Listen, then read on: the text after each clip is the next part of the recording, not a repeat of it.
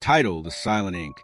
Eleanor sat by the large oak window of her grandfather's study, surrounded by the scent of aged paper and leather-bound books. It was a place of quiet whispers, where literature spoke louder than any conversation ever could. Her fingers traced the spine of a well-worn volume of Keats, and she sighed. It had been weeks since she had written anything of her own.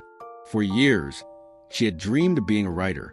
Words had once flowed from her as easily as breath, but now they clung to her mind like leaves stubbornly refusing to fall. It was an affliction her grandfather, Charles, knew well. He had been professor of literature, a man whose love for words was evident in every gesture, every book lining the study walls. "You're afraid," he said one evening, peering at her over his reading glasses, "afraid that the world won't listen." Eleanor hesitated, then nodded. "I write, but I feel as though my words are weightless.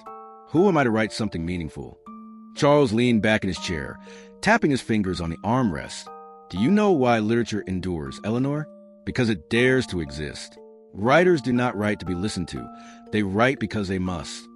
She frowned, glancing at the books surrounding her.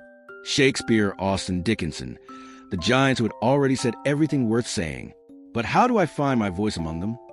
Her grandfather smiled and stood, walking to a shelf and pulling out an old, dusty manuscript.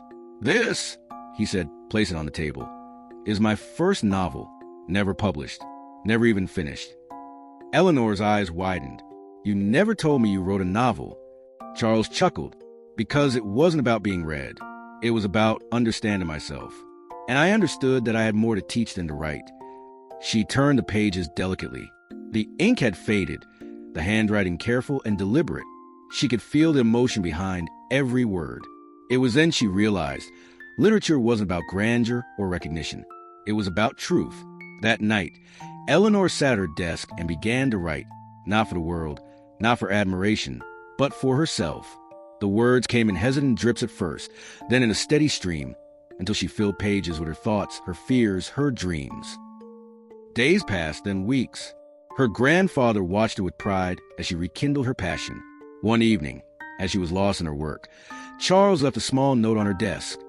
"The ink is never silent, Eleanor. It waits for the right hand to guide it." Years later, long after her grandfather had passed, Eleanor stood at a podium, her first published novel in hand. As she read the dedication, "To Charles, who taught me that words only fail when we let them," she felt a quiet warmth fill her chest. Literature, she realized, was not just about stories. It was about the voices behind them, the hands that guided the ink, and the hearts that dared to write despite the fear of silence.